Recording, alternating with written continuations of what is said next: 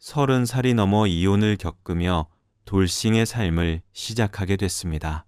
세상을 살아보니 악한 사람들이 생각보다 훨씬 많다는 걸 알았어요. 남의 아픔을 발판 삼아 이득을 취하는 그런 부류의 사람 말이에요. 공교롭게도 제 전 남편이 바로 그런 사람이었습니다. 집안에서 우리 아버지는 가족을 향해 폭언과 폭행을 서슴없이 저지르는 폭군이었죠. 하지만 밖에서만큼은 누구보다 착하고 멋진 분으로 통했어요. 제 나이 초등학교 6학년 때 부모님께서 갈라서셨습니다. 사실 두 분의 관계는 훨씬 전부터 남남처럼 멀어져 있었지만요. 어머니가 가정을 지키겠다는 일념으로 몇 년을 더 견뎌낸 거죠. 연인으로 지낸 시절까지 합치면 5년이 넘는 세월을 함께 보냈지만 그 사람이 처음 본 타인보다도 못한 인간인 줄 몰랐네요. 완전한 가정에서 부모의 사랑을 흠뻑 받으며 자라는 아이로 제 아이를 키우고 싶었어요. 비록 저는 결손 가정 출신이지만요. 그런 간절함으로 애쓴 노력이 결국 제게 독이 되어버렸습니다. 부모님이 헤어지신 뒤로 누구에게도 사랑받아 본 기억이 없던 저에게 저를 원한다던 남편은 그저 감사한 존재였거든요. 야, 반찬, 이게 뭐야? 넌 집구석에서 하는 일도 없이 빈둥거리면서 내가 벌어다 준 돈은 다 어디다 쓰고 이따위 풀 쪽으로만 상에 올리는 거야? 너 남자 생겼냐? 내가 준 생활비 빼다가 딴 놈 아가리에 쳐넣어주고 있는 거 아니냐고. 여보, 무슨 말이 그래요? 나한테 남자가 어딨어요. 애 듣는 데서 그런 말 좀 하지 말아요. 반찬이 부실한 건 죄송해요. 내일부터는 신경 쓸게요. 이게 아주 말 돌리는 거 봐라. 네, 눈에는 내가 지금 철부지혜처럼 반찬 투정이나 하는 걸로 보여? 난 지금 네 태도에 대해 훈계하는 거잖아. 무릎 꿇어. 당장 무릎 꿇고 빌라고. 아빠는 제가 보는 앞에서 기어이 엄마 멱살을 잡고 바닥에 무릎을 꿇렸고 30분이 넘게 폭언을 쏟아내며 광분했어요.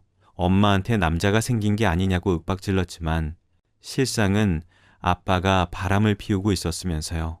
아빠는 평소에도 자기 기분이 안 좋으면 말도 안 되는 이유로 엄마를 괴롭혔고 그런 아빠 때문에 저랑 엄마는 아빠 앞에서 늘 겁에 질려 있었어요. 그러다 언제부턴가 엄마한테 집요하게 이혼을 요구했고 결국 엄마는 이혼 서류에 도장을 찍고 말았어요. 돈은 필요 없으니까 우리 유정이만 데리고 나가게 해줘요. 야, 내 새끼를 왜 네가 데려가? 그리고 돈 한 푼 없는 게 애를 어떻게 키우겠다고 난리야. 변변한 친정도 없는 게 뭘 믿고 까부냐고. 좋은 말할 때 순순히 나가라. 험한 꼴 보기 싫으면. 10년 가까이 부부를 살았으면서 아빠는 엄마한테 일말의 애정도 없었던 건지 모질게 굴며 집에서 내쫓았어요. 그리고 얼마 뒤 젊은 여자가 갓난아이를 데리고 집으로 들어오더군요. 아빠가 집요하게 이혼을 요구했던 이유가 바로 이거였죠. 내연녀가 아빠 아들을 출산했기 때문이었어요. 쫓겨난 엄마는 그 후로 몇 번이나 집에 찾아와 저를 데리고 가겠다고 울면서 사정했지만 그럴 때마다 아빠가 폭력을 휘두르며 엄마를 쫓아냈어요. 그러다 언제부턴가 엄마 발길이 끊기고 말았죠. 유정아, 너 아빠 말 잘 들어. 네가 아빠 몰래 엄마 만나면 그땐 아빠가 가만 안 있을 거야. 내 엄마가 곱게 새 인생 살게 하고 싶으면 엄마 만나지 마. 애 딸린 이혼녀를 사는 게 쉬운 줄 아니? 애 키우는 데 들어가는 돈이 얼만데. 그러니까 아빠 말 들어. 그게 네 엄마를 위하는 길이니까. 그때는 바보같이 아빠 말을 그대로 믿었어요. 나 때문에 엄마가 힘들지 않게 하려면 나만 꾹 참으면 된다고 생각했거든요. 새엄마도 아빠도 저한테는 관심이 없었어요. 새엄마가 낳은 늦둥이 아들한테 푹 빠져 있었으니까요. 제가 대학에 들어가고 학교 기숙사로 거처를 옮길 때까지도 저는 누구한테도 관심받지 못한 채 살았어요. 집에서는 늘 없는 듯 조용히 살아야 했거든요. 식구들 모두가 마치 제 존재를 자기 행복을 위협하는 방해꾼처럼 여기는 것 같아서 스스로 움츠리고 살아야 했어요. 대학에 들어가고 기숙사 생활을 하면서 그때 처음으로 숨 쉬는 것 같았어요. 저랑 같은 방을 쓰는 룸메이트가 성격도 좋고 밝은 아이라서 제 또래 여대생들처럼 평범하게 살아볼 수 있었거든요. 유정아, 이 틴트도 발라봐. 넌 얼굴도 예쁜 애가 왜 화장을 안 하니? 이래서야 남자친구 만들 수 있겠어? 초중고 시절에 죽어라 공부한 이유가 뭐겠니? 대학에 들어와 실컷 놀아보려고 그런 거지. 그런 의미에서 나랑 소개팅 안 나갈래? 소개팅? 나 그런 거 관심 없는데. 장학금 따려면 학점 관리하는 것만 해도 벅차거든. 야, 넌 집도 잘 사는 애가 왜 그렇게 장학금에 목을 거냐? 저번에 기숙사로 너네 아빠 온 거 보니까 차도 엄청 비싼 수입차던데 설마 장학금 못 땄다고 네 등록금 안 내주시겠니? 친구 말 맞다나 사실 등록금 걱정은 없었어요. 아빠가 제게 관심이 없긴 해도 학비는 제대로 내주시는 분이었으니까요. 사는 형편도 남들보다 나았으면 나았지 절대 부족하지 않았고요. 하지만 제가 싫었어요. 괴물 같은 아빠가 내주는 돈으로 사는 게 너무 자존심 상하고 싫었거든요. 그래서 어떻게든 등록금과 제 용돈 정도는 내 힘으로 마련하고 싶었어요. 장학금을 따고 과외랑 아르바이트를 하며 용돈을 벌자니 늘 잘 시간이 부족할 지경인데 소개팅까지 나갈 여력이 있을 턱이 없었죠. 하지만 친구는 그런 저를 기어이 끌고 소개팅에 나갔어요. 어거지로 끌려나간 자리였지만 막상 나가보니 나쁘지만은 않더라고요. 여중여고를 나온 탓에 한 번도 남학생과 가까이 마주 앉아 본 적이 없었는데 그래서 그런가 기분이 참 간질간질하더라고요. 커피를 마시면서 대학 생활에 대한 이런저런 얘기를 나누고 영화도 보고 홍대에 가서 공연도 보는 내내 나도 모르게 신이 났어요. 누군가에게는 사소한 일상일지 모를 이런 것들이 제게는 가슴 설레는 일탈 같았거든요.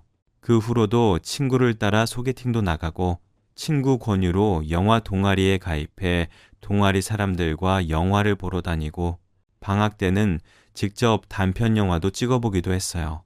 다들 학생 신분이라 돈은 없었지만 번뜩이는 아이디어와 발품을 팔아가며 나름 열심히 만들었죠. 완성작은 사실 그닥이었어요. 따로 조명도 쓰지 않아서 밤 신의 경우는 너무 어두워서 인물 표정이 보이지도 않았고 전용 녹음기기를 사용하지 않아서 음향은 정말 꽝이었죠. 하지만 그래도 좋았어요. 우리 손으로 무언가를 만들어냈다는 자부심이 있었거든요. 동아리 생활을 하면서 총 6편의 영화를 만드는 동안 저는 많이 달라졌어요. 내성적이었던 성격도 나름 외향적으로 변해갔고 무엇보다 사람들과 어울리는 게 어렵지 않아졌죠. 그렇게 눈뜰 새 없이 바쁘게 지냈던 대학 생활이 끝나고 저도 취준생이 되었어요. 바쁜 와중에도 장학금을 따려고 학점 관리를 해왔던 덕에 꽤 괜찮은 기업의 원서도 넣을 수 있었어요. 하지만 평범한 직장인으로 살고 싶지는 않더라고요. 그래서 택한 곳이 광고회사였어요. 실은 영화사에 들어가고 싶었지만 아빠가 반대를 하셔서 차선으로 선택한 게 광고회사였죠. 다행히 졸업과 동시에 입사 시험에 합격한 저는 24살이 되던 해 사회인이 되었어요. 제가 취직턱을 내려고 영화 동아리 사람들을 불러 모았던 날, 제 룸메이트였던 친구가 그러더라고요. 미안. 실은 그동안 나 너네 아빠한테 돈을 받았어. 너 기숙사에 들어오던 날 니네 아빠가 날 불러서 그러시더라고. 매달 용돈 보내줄 테니까 너 좀 데리고 놀아달라고. 네가 니네 아빠 싫어하는 건 아는데 내가 보기엔 너희 아빠가 널 많이 아끼시는 것 같더라. 그러지 않고서는 돈까지 주면서 자기 딸이랑 놀아주라고 하진 않을 거 아냐? 그럼 넌 돈 때문에 나랑 친구가 된 거야? 그런 거냐고? 처음엔 돈 때문에 너한테 접근한 거 맞아. 근데 시간이 지나면서 너랑 친해지고 나니까 죄책감이 들더라. 그래서 너네 아빠 찾아가서 더는 못하겠다고 말했어. 용돈도 안 받겠다고 했고 그랬더니 우리 영화 찍는데 후원해 주시겠다고 하더라. 그동안 방학 때마다 우리가 원 없이 영화 찍을 수 있었던 거 그거 너네 아빠 덕분이야. 유정아, 사람마다 사랑을 표현하는 방식이 다른 거잖아. 난 니네 아빠도 그런 거라고 생각해. 친구가 한 말 때문이었을까요? 그날은 술을 아무리 많이 마셔도 취하지 않았어요. 내 유년기를 지옥처럼 만들었던 아빠가 날 사랑할 리 없다고 부정하면서 기를 쓰고 흔들리지 않으려고 노력했거든요. 친구 말대로 그게 아빠의 사랑 표현법이든 뭐든 아빠가 내게서 가장 소중한 엄마를 빼앗아 갔다는 건 달라지지 않았어요. 회사에 입사한 후로는 미친 듯이 일에 빠져 살았어요. 입사 2년 차까지는 일을 익히느라 정신이 없었고 3년 차 때는 뭐든 잘할 것 같은 근거 없는 자신감 때문에 스스로 혹사하며 시간을 보냈고 대리를 거쳐 팀장을 달게 되면서 막중한 업무량에 치여 일 외에는 없는 생활을 하게 되었죠. 그러다가 어느 날 갑자기 번아웃 증상이 와버린 거예요. 내 인생이 무의미한 것 같고 식욕도 없고 아무 의욕도 안 생기더라고요. 그 좋아하던 영화도 다 지겹고 그냥 온몸에 힘이 쭉 빠진 채로 시체처럼 널브러져 버린 거예요. 이런 저를 보다 못한 부장님이 저를 강제로 심리 상담 치료를 받게 했고 그때 제 담당 의사로 만난 사람이 바로 제 남편이었어요. 처음 상담을 하러 가서는 남편이 묻는 말에만 몇 마디 대답을 할 뿐 별말을 안 했어요. 난생 처음 보는 사람한테 제 속 얘기를 하는 게 쉬운 일은 아니잖아요. 그게 일반인이 아니라 의사라고 해도 말이죠.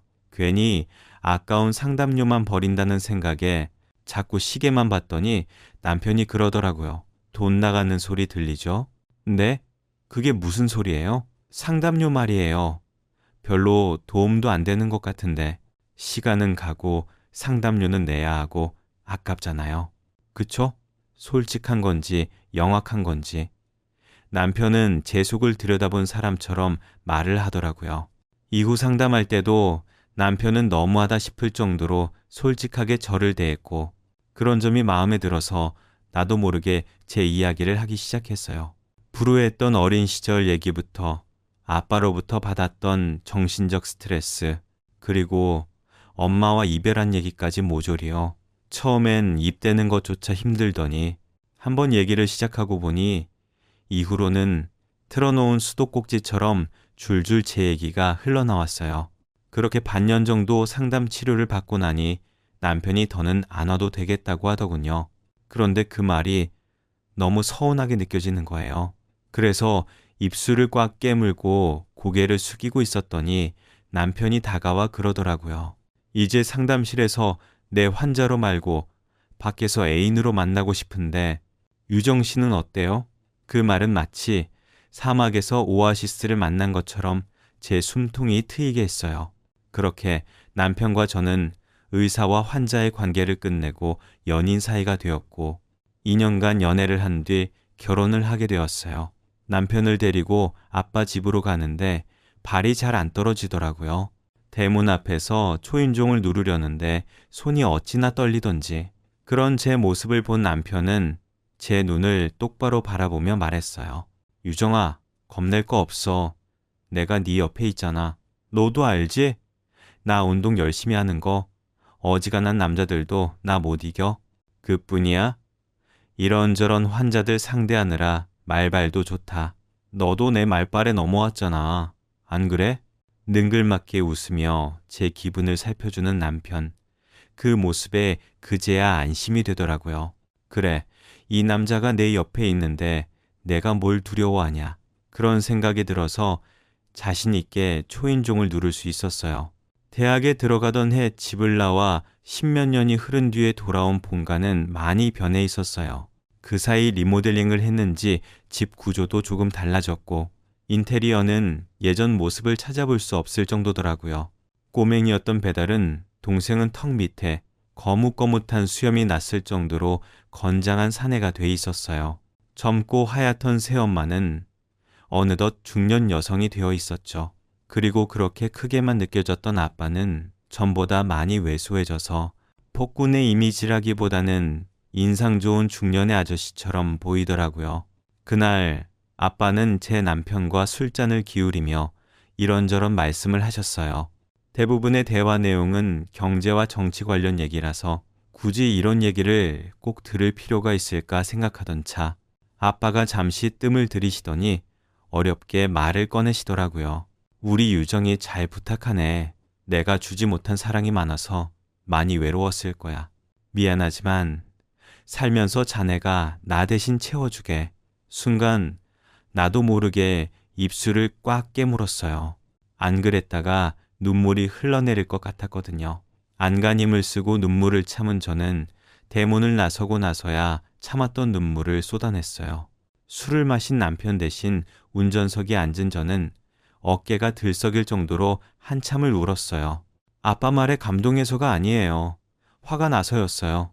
자기가 줬어야 할 사랑을 왜 남한테 대신 주라고 그러는 건지, 이럴 거면 엄마랑 나한테 그런 몹쓸 짓은 하지나 말지 왜 이제서야 다정한 아빠인 것처럼 쇼를 하는 거냐고 따지고 싶었어요. 얼마나 울었는지 온몸에 힘이 다 빠져서 결국 대리기사를 불러야 했어요.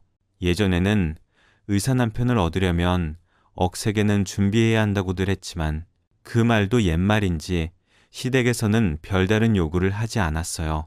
대신 시댁 형편이 그리 넉넉한 편은 아니라서 신혼집을 구하는데 돈을 좀 보태주었으면 하더라고요. 제 전셋집 보증금과 예금 적금을 털어보니 총 3억가량이 되길래 그 돈을 집 구할 때 쓰라고 남편한테 건넸어요. 혼수랑 예단, 결혼식 비용은 아빠가 해주시기로 했고요. 막상 상견례도 끝나고 결혼 날짜가 잡히니 기분이 이상하더라고요. 그동안 한 번도 엄마를 찾아볼 생각을 안 했는데 자꾸 엄마 생각이 나고 멀리서라도 얼굴을 보고 싶다는 생각이 들었어요. 보고 싶으면 찾으면 되지. 업체에 의뢰하면 금방 찾을걸. 자기가 원한다면 내가 알아볼게. 병원 일도 바쁠 텐데 그렇게까지 안 해도 돼. 내가 알아서 할게. 유정아, 우리 이제 결혼할 사이야. 자기 일이면 내 일이기도 하다고. 내 장모님 찾는 건데 사위로서 그 정도 못하겠니? 그러니까 넌 마음 푹 놓고 있어. 내가 알아서 할게. 남편은 저 대신 업체에 의뢰해 엄마를 찾아주겠다고 했어요. 그리고 한 달쯤 뒤에 남편이 엄마를 찾았다고 알려주더군요. 남편은 저와 함께 약속 장소까지 데려다 줬어요. 하지만 거의 20년 만에 이루어진 모녀 상봉인 만큼 서로 할 얘기가 많을 거라며 자기는 밖에서 기다리겠다고 하더군요. 서울 외곽에 위치한 전통찻집에서 20여 년 만에 다시 만난 엄마는 전보다 많이 늙어 보였어요. 엄마 나이보다 더 늙어 보이시는 게 그간 생활이 녹록지 않았음을 알 수 있었죠. 엄마는 시종일관 눈물을 흘리시면서 선뜻 제 손도 잡지 못하셨어요. 널 그렇게 두고 나오는 게 아니었는데, 네, 아빠 성격을 알면서도 그 집에 널 두고 오다니 엄마가 미안하다. 연신 손수건으로 눈물을 찍어내는 엄마를 보면서도 이상하게 눈물이 나지는 않더라고요. 많이 보고 싶었던 만큼 원망도 많이 해서 그랬나 봐요. 엄마는 집을 나간 뒤 친구분이 하는 식당에서 일을 하셨다고 했어요. 한동안 식당 창고를 개조한 방에서 살다가 근처에 방을 얻어서 나오셨다고 하더군요. 식당에 물품을 대던 남자랑 살림을 합쳐서 7, 8년 정도 동거를 했는데 알고 보니 그 남자가 유부남이어서 헤어진 뒤로는 쭉 혼자 살고 계시다고 했어요. 지금은 생활도 많이 안정돼서 살만해. 그래서 말인데 유정아, 너 필요한 거 있으면 뭐든 말해. 엄마가 결혼 선물로 줄게. 딱 봐도 형편이 그리 넉넉해 보이지 않는데도 엄마는 굳이 결혼 선물을 해주겠다며 몇 번이나 말했어요. 없어. 아빠가 다 해주신대. 그동안 못 해준 거 시집 보내면서 다 해주려나 봐. 그러니까 엄마는 엄마 자신이나 신경 써. 마음과 달리 저도 모르게 퉁명스런 말투로 대답해버리자 엄마는 더 이상 아무 말도 못 하셨어요. 1시간 남짓 대화를 나눈 우리 모녀는 서로 연락하자며 전화번호를 교환하곤 헤어졌어요. 엄마를 만나면 하고 싶은 말이 많았는데 막상 얼굴을 대하니 아무 생각도 나지 않더라고요. 떨어져 산 시간이 길어서 그런지 내 엄마인데도 어색하기만 했어요. 엄마라고 불러본 게 너무 오래돼서 그런가 엄마를 부를 때마다 주저하게 되기도 했고요. 엄마는 제 결혼식에 오지 않기로 했어요. 엄마도 저도 그게 낫겠다 싶었거든요. 아무래도 아빠랑 마주치는 게 불편할 것 같아서요. 대신 신혼여행에서 다녀온 후에 만나자고 했죠. 말은 그렇게 해놓고도 결혼식 당일날 나도 모르게 주변을 둘러보게 되더라고요. 어딘가에 엄마가 와 있지 않을까 하는 마음에서요. 신부 대기실에 앉아 있으면서도 시선은 대기실 밖을 향해 있었어요. 그때였죠. 스카프로 얼굴을 반쯤 가린 엄마가 사람들 눈을 피해 신부 대기실로 들어오더라고요. 마치 남의 집에 도둑질하러 온 사람처럼 잔뜩 긴장한 엄마를 보니 눈물이 핑 돌았어요.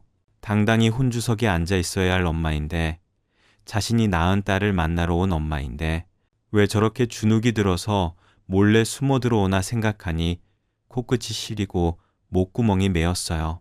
우리 유정이 참 예쁘다. 미안해. 오지 않기로 해놓곤 이렇게 찾아와서. 그런 말이 어딨어? 엄마가 딸 결혼식에 오는 건 당연하잖아. 이리 와. 엄마, 나랑 사진 찍자. 눈물이 글썽한 엄마와 저는 나란히 앉아 사진을 찍었어요. 사진을 찍고 난 엄마는 신부 대기실로 사람들이 들어오자 스카프로 얼굴을 가린 채 조용히 대기실을 빠져나갔어요. 그제야 울음이 터져서 친구들이 달라붙어 눈물 자국을 지워주고 화장을 다시 해야 했지만 그래도 웨딩드레스를 입은 모습을 엄마한테 보여드릴 수 있어서 다행이라고 생각했어요. 시작도 하기 전에 눈물부터 흘린 채 결혼식은 다행히도 무사히 끝이 났고 엄마가 왔다 간 사실은 아빠한테 들키지 않았어요. 신혼여행에서 다녀온 후 다시 엄마를 만났을 때는 엄마도 저도 전보다는 많이 가까워진 상태였어요. 아직 어색한 감이 없지 않았지만 전보다 편하게 대화도 나눌 수 있었고 신혼여행에서 찍은 사진도 보여드리면서 여느 딸과 엄마처럼 시간을 보낼 수 있었죠. 이후로도 엄마랑 종종 문자도 주고받고 주말에 따로 시간을 내서 데이트를 하기도 했어요. 시부모님이 까탈스러운 분들이 아니라서 남달리 시댁 식구들한테 들볶이지는 않았지만 그래도 나름을 살아온 시간이 긴 탓에 종종 마찰이 생기긴 했어요. 특히 요리와 살림을 하는 부분에 있어서 알게 모르게 시어머니가 제 아킬레스건을 슬쩍슬쩍 건드리곤 하셨거든요. 아니, 그 나이 먹도록 나물도 제대로 못 무치니 하긴 결혼식 날 안 사돈을 보니 너한테 살림을 가르쳤을 리 만무하더구나. 집안 살림한다는 여자가 손톱을 그렇게 길게 하고는 컬러 매니큐어까지 바르고 안 봐도 뻔하지. 그런 새엄마 밑에서 자라 이런 걸 누굴 탓하겠니? 말끝마다 제 아픈 곳만 찾아서 후벼 파는데 순간순간 화가 나기는 했지만 꾹 참고 넘어가곤 했어요. 그리곤 친엄마와 통화를 하거나 만났을 때 시어머니 흉을 보곤 했죠. 시어머니들은 다 그래. 난 네 할머니한테 안 당했는 줄 아니? 말끝마다 없는 집에서 자라보는 눈도 없고 할 줄 아는 것도 없다며 얼마나 타박이셨는데 그럴 때마다 친정엄마 없는 게 그렇게 서러울 수가 없었다. 내 딸은 그런 걸 안 당하게 살게 해주고 싶었는데 엄마가 미안해. 그게 왜 엄마 탓이야? 따지고 보면 다 아빠 탓이지. 내가 엄마한테 시어머니 얘기하는 건 엄마 미안하라고 그러는 게 아니야. 내 편 들어줄 사람이 필요해서 그러는 거지. 이런 일에 엄마 아니면 누가 내 편 들어주겠어? 아무리 그이가 내 편이라고 해도 자기 엄마 흉보는데 내 편 들어줄 리 만무하잖아. 근데 엄마 요즘 얼굴이 왜 그렇게 까칠해? 아까 식당에서 보니까 밥도 잘 못 먹는 것 같고 혹시 어디 아픈 데 있어? 엄마는 며칠 전에 삼겹살을 먹은 게 체했는지 속이 안 좋아서 그렇다고 했어요. 그래서 그저 가볍게 넘겼는데 돌이켜보니 그래서는 안 되는 거였어요. 그 후로도 엄마를 만날 때마다 엄마는 식사하시는 걸 버거워하셨고 살도 많이 빠지고 얼굴도 많이 검어진 게 병색이 뚜렷하게 드러나기 시작했죠. 그래서 제가 강제로 건강검진 예약을 하고 엄마와 함께 병원에 갔는데 생각지도 못한 대장암 판정을 받은 거예요. 부랴부랴 엄마를 입원시키고 남편한테 알렸어요. 과가 다르긴 하지만 같은 의사니까 저보다는 더 잘할 것 같았거든요. 그런데 유정아, 너 뭔가 착각하는 모양인데 네가 일하는 거 나 솔직히 이해가 안 간다. 그분이 널 낳아준 생물학적 책임이긴 하지만 널 버리고 떠난 사람이야. 냉정하게 들릴지 모르지만 이젠 남이라고. 근데 왜 이렇게 집착하는데? 암 걸렸으면 치료하라 그래. 담당 의사가 수술하라고 하면 하고 약물 치료하자고 하면 하는 거야. 20년 넘게 혼자 알아서 산 사람인데 자기 병도 알아서 하겠지. 지금 네가 신경 쓸 건 널 버린 친모가 아니라 네 옆에 있는 네 남편이라고. 안 그래도 병원 옮기는 일로 머리 복잡한데 너까지 날 피곤하게 할래? 언제 내 엄마는 자기 장모라며 살갑게 굴던 사람이 싸늘한 표정으로 냉정하게 나오자 덜컥 겁이 났어요. 자기야, 나한테 엄마가 어떤 사람인지 알면서 무슨 말을 그렇게 냉정하게 해? 내가 당신한테 어떻게 해달라는 게 아니잖아. 난 그저 당신은 의사니까 그래도 나보다 더 잘 알 것 같아서 조언을 구하려던 거였어. 그뿐이야. 그게 그렇게 당신을 피곤하게 만드는 일이라면 알았어. 더는 말 안 꺼낼게. 그리고 병원을 옮기다니. 갑자기 왜? 병원에서 무슨 일 있었어? 남편은 한숨을 푹 쉬더니 제 손을 잡고는 나직하게 말했어요. 유정아, 너 나 믿지? 네가 보기에 나 꽤 능력 있는 의사 맞지? 너도 나한테 상담 치료받고 번아웃 이겨냈잖아. 이때까지만 해도 남편이 무슨 말을 하려고 하는지 알 것 같았어요. 그런데 이어지는 말을 들어보니 남편이 원하는 바가 뭔지 알겠더라고요. 남의 병원에서 일하는 거 더는 못하겠어. 동기들도 그렇고 다들 자기 병원 차리는 데는 이유가 있다는 거지. 아, 나도 돈만 있으면 내 병원 차려서 독립하는 건데 어디 도와줄 데 없나? 유정아, 넌 어떻게 생각해? 어떻게 생각하긴 독립을 하고 싶어도 우리한테 그럴 돈이 없잖아. 일단 돈 모을 때까지는 어쩔 수 없지. 그래, 우리한테 돈이 없지. 근데 장인어른한테는 좀 있지 않을까? 까놓고 말해서 나도 나름 의사인데 우리 결혼할 때 너희 집에서 제대로 해준 것도 없잖아. 내 동기들 중에 아무것도 못 받고 이렇게 결혼한 거 나밖에 없어. 지금이라도 네가 장인어른한테 말 좀 잘해주면 안 될까? 큰 규모 아니면 돈도 그렇게 많이 안 들 것 같은데 말이야. 내 엄마가 암에 걸렸다는데도 남의 집 얘기하는 듯 하더니 당장 급하지도 않는 자기 개원하는 일은 어찌나 닥달을 하던지 저야말로 골치가 아플 정도였어요. 남편뿐만 아니라 얼마 뒤부터는 시댁에서도 저를 달달 볶아대기 시작했죠. 야, 너는 결혼한 지 3년이 다 돼가는데도 애도 못 가지면 미안해서라도 남편 뒷바라지라도 제대로 해야 할 거 아니니?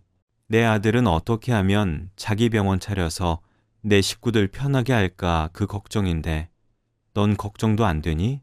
또리는 친정도 쓸 데 있으면 때로는 이용할 줄도 알아야지.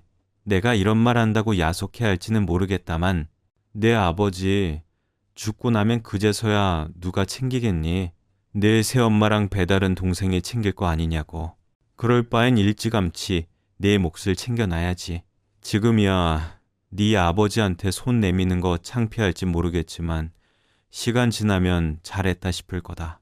남편도 시댁도 끈질기게 물고 늘어지는 바람에 저는 결국 아빠를 만나러 가게 되었어요.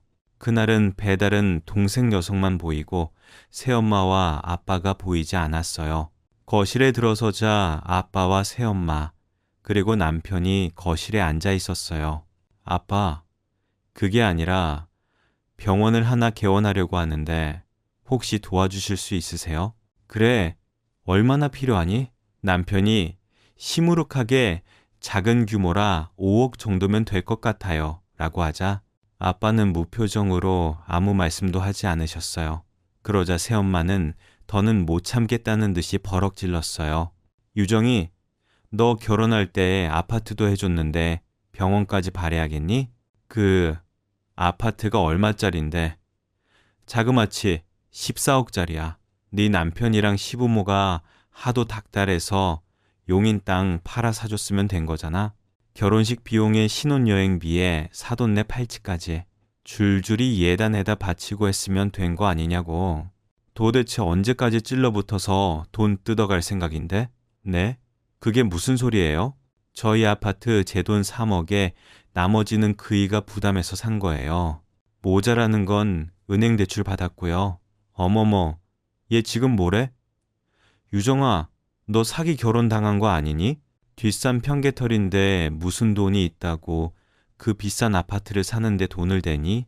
내 시아버지 빚 갚느라 결혼 전부터 은행 대출도 다 막힌 사람인데 너 정말 그거 몰랐던 거야? 새엄마 말대로라면 저는 사기 결혼을 당한 게 분명했어요. 결혼하고 3년이 다 되도록 매달 은행 대출금으로 남편과 제 월급의 3분의 1을 내고 있었는데 그럼 그 돈은 어디로 간 걸까요? 누가 거짓말을 하는 건지 모르겠어서 일단 남편한테 달려가 물었어요. 그랬더니 인상을 팍 쓰며 되려 성질을 내더라고요. 장인어른 그렇게 안 봤는데 입이 참 가벼우시네. 글쎄 그걸 너한테 다 말했다니. 그래, 이 집 너네 아빠가 해준 거 맞아. 그럼 내 돈은? 지금까지 매달 들어간 은행 대출금은? 그 돈은 다 어디에 쓴 건데? 어디긴 어디겠어. 우리 아버지 빚 갚는 데 썼지. 나 의대 보내느라 뼈 빠지게 고생하신 그분들인데 그 정도 빚은 내가 갚아드릴 수도 있는 거잖아. 안 그래? 나 지금 보면 네가 의사 마누라로 살 수 있는 것도 다 내 부모님 덕인데 그깟 돈 몇 푼이 아깝다는 거니? 유정아, 지금 우리한테 중요한 게 그게 아니잖아. 우리 병원을 어떻게 차릴 건가? 그게 중요한 거 아니야? 이건 정말 말도 안 통하고 수치심이라곤 일도 없는 인간이더라고요. 더 길게 말을 섞었다간 제가 미쳐버릴 것 같아서 그 길로 집을 나와 엄마가 계신 병원으로 갔어요. 그러면 안 되는 걸 알면서도 아픈 엄마를 붙잡고 그날 있었던 얘기를 하곤 엉엉 울었는데 마침 병문안 와 있던 엄마 친구분이 덜컥 그러시는 거예요. 어머, 뭐 그런 개 같은 새끼가 다 있다니? 얘네 남편이 네 엄마한테도 돈 뜯어갔어. 니들 결혼식 하기 전에 우리 가게를 찾아와선 신혼집 마련하는데 돈 부족하다고 기어이 네 엄마 전세금 빼서 1억이나 가져갔다. 니네 아빠가 너 결혼할 때 아무것도 안 해줬다는 말 듣고 네 엄마가 얼마나 울었나 몰라. 근데 그게 다 그놈 거짓말이었어. 아, 세상에. 하소연하러 온 자리에서 저는 기가 막힐 소리를 또 듣고 말았어요. 도대체 이놈의 남편 놈은 정신 상태가 어떻게 된 놈이길래 내 가족들한테 그렇게 돈을 뜯어갔던 건지 그런 줄도 모르고 세상에 하나뿐인 내 편이라고 믿고 산 제가 너무 한심하더라고요. 날 결혼하는데 살 집이 없다는 말에 엄마는 전셋집을 빼서 보증금 중 1억을 제 남편한테 내어주고 정작 엄마는 월세살이를 했더라고요. 그래도 딸 결혼하는데 그 돈이라도 줄 수 있어서 다행이라고 했더니 정말 가슴 찢어지게 아팠어요.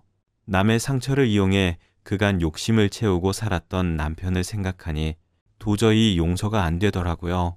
그래서 이혼 전문 변호사를 찾아가 이혼 소송을 의뢰했어요. 그리고 남편이 출근한 틈을 타 집에 있는 남편 물건을 죄다 싸서 시댁에 보내버렸어요. 현관 비밀번호도 바꿨고요. 이삿짐 때문에 시부모님한테 연락을 받은 남편은 득달같이 제게 전화를 했더라고요. 야, 너 지금 뭐 하는 짓이야? 내 짐을 왜 우리 집에 보내? 너 혹시 아파트 팔아서 내 병원 차려줄 생각인 거야? 상황 파악이 안 된 남편은 끝까지 자기 좋을 대로 해석하곤 떠들더라고요. 지랄하고 자빠졌네. 야, 내가 네 병원을 왜 차려주냐? 그리고 누가 아파트를 판대? 가지고 있으면 계속 오를 판인데 내 부모가 해준 아파트니까 나 혼자 살려고 그런다. 너 이 집 사는데 돈 한 푼 안 냈잖아. 안 그래? 게다가 살림살이 장만한 돈도 내가 준 3억에 비하면 턱없이 부족하고 그러니 이 집에 내 거는 없다는 얘기 아니니? 돈 한 푼 안 보태고 무의도식하면서 궤변 늘어놓는 널 내가 왜 봐주고 살아야 하니? 안 그래?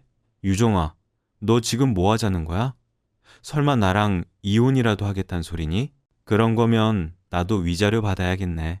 그때까지는 나도 그 집에 살 권리 있는 거 아니야?